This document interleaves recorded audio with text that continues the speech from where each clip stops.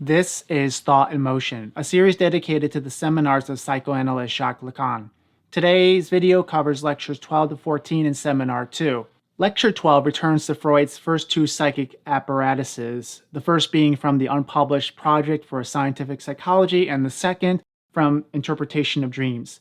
Lacan identifies a problematic link between consciousness and perception that led Freud to develop his notion of regression. Lecture 13 discusses Lacan's difficulties with interpretations of the famous Freudian dream of Irma's injection. Lacan then resumes Irma's dream in light of his own schema of the imaginary, symbolic, and real in Lecture 14. While doing so, he provides us with, up to this point in the seminars, the clearest articulation of all three registers, offering insight into his own approach to dream interpretation.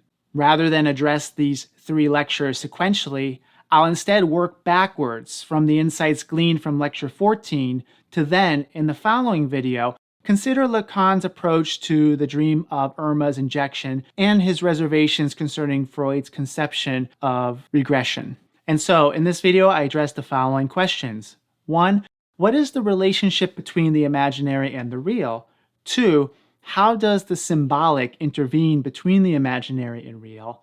And 3. What is Lacan's approach to dream interpretation in light of this explanation of the three registers? If you benefit from this video and want to support this work, please consider liking it, sharing it, and subscribing to my channel. Also, if you have the means and desire to, you can now support this work on Patreon. Link is below.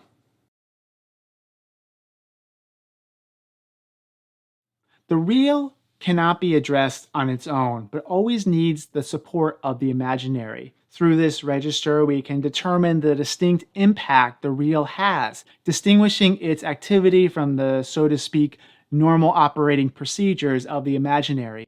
What we come to find is that there's a fragility in our unified images that are at risk of disintegration at every moment. So let's start then with the imaginary and see how the real appears within it. As I've mentioned in various ways during the series, our relationship with the external world and our apprehension of the objects within it come about by certain narcissistic relations that structure and apprehend them. The myth of Narcissus is instructive here. Narcissus was a beautiful young man who many fell in love with, though he only looked upon those would-be lovers with contempt. Noticing the damage wrought by Narcissus's behavior, Nemesis, the goddess of revenge, tricked him into viewing himself in the reflection of a pond.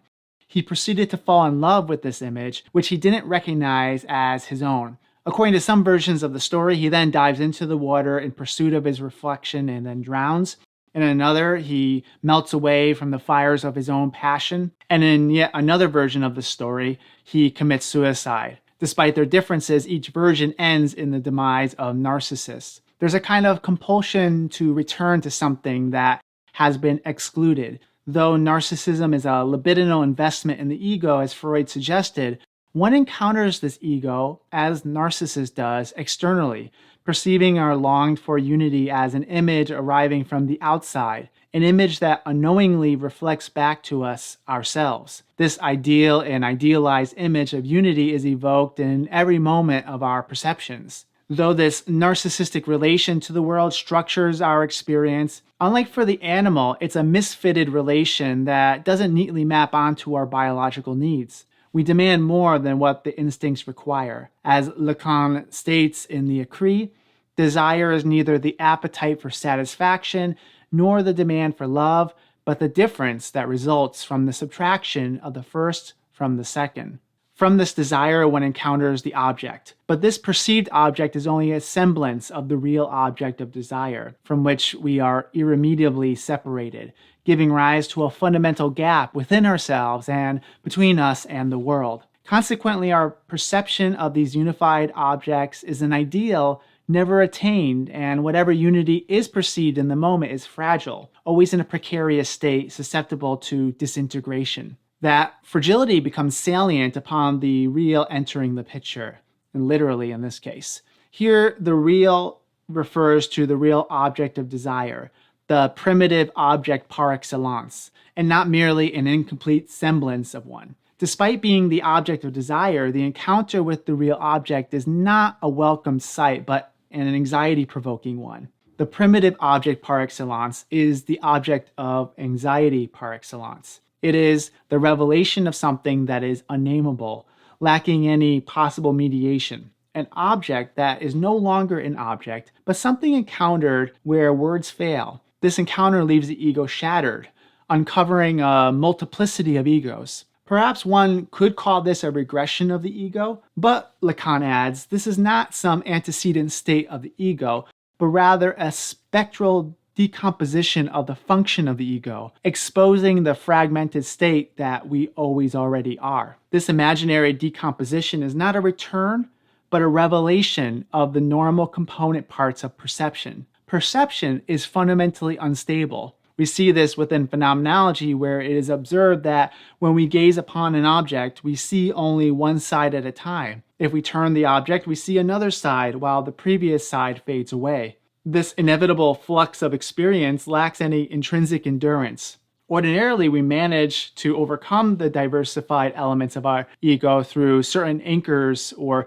points of stabilization within the imaginary. But upon entering the order of anxiety, such as what can be encountered in dreams, we become unanchored, and those diversified images of our ego, composed of the subject's history of identifications, becomes apparent. The unity of that ego is revealed to be the mirage that it is. So how is it that we can experience the enduring identity of objects, including ourselves? What facilitates the relatively stable integration that characterizes our ordinary experience? This is where the symbolic enters. It introduces a regulatory third party that, by putting a distance between the imaginary and real, prevents this relation from paralyzing us.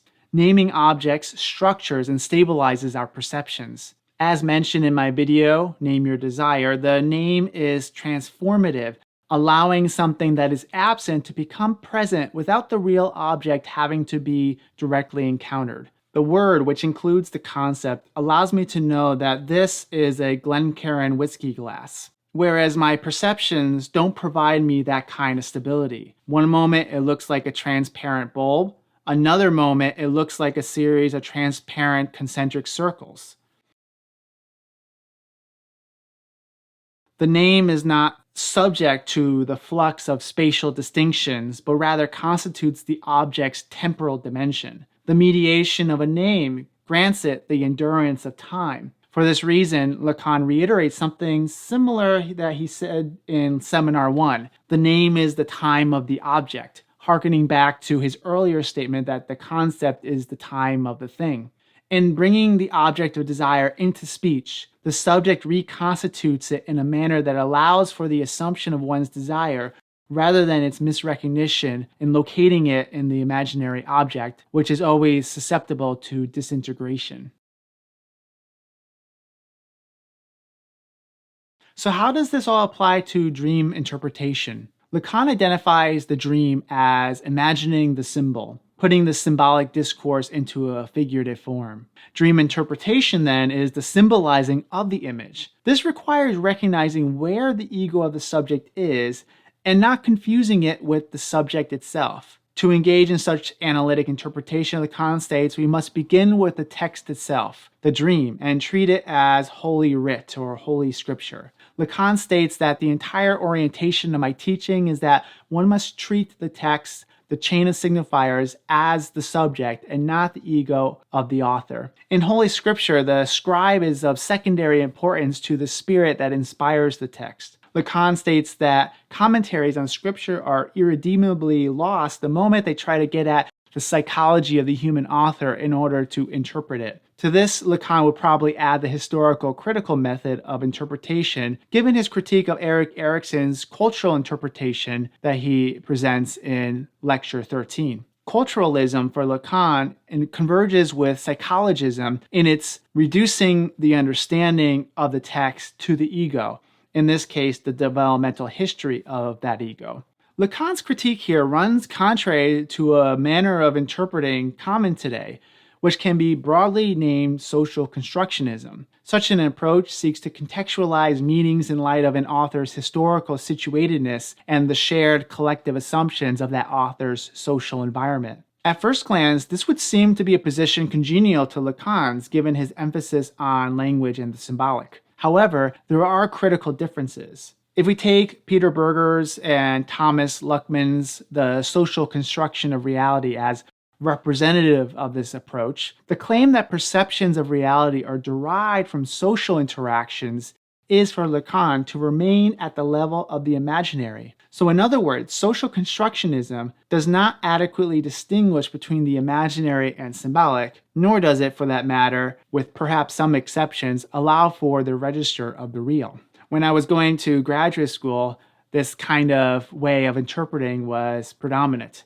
So in reading Freud, we would be asked to consider his Jewish heritage and how that might have played a role in his formation of psychoanalysis. This wasn't at all an attempt to discredit Freud or psychoanalysis, but rather to find the thicker narrative resources and values underlying his theoretical decisions. You can find something similar in the supposed influence on Freud by his Catholic nanny, an approach Lacan references here in these lectures and for which a book was written much later. The cultural historical approach, or social constructionism, is one you'll often find in many contemporary philosophical orientations to psychology. One classic and highly influential text articulating this perspective is Philip Cushman's Constructing the Self, Constructing America, a Cultural History of Psychotherapy, which I certainly recommend for anyone wanting to take a critical approach to the field of psychology. And this approach is noble and fine as far as it goes, and perhaps a needed corrective to the anachronistic tendencies of interpretation that approaches texts as if written by contemporary authors. That anachronistic way of reading is also based in the ego, but this time that of the reader rather than the author.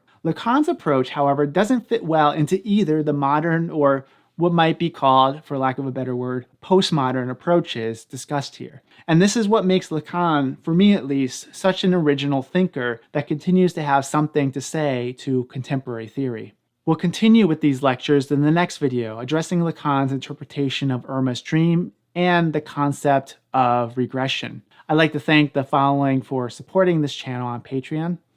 As always, thank you for watching, and until next time, be well.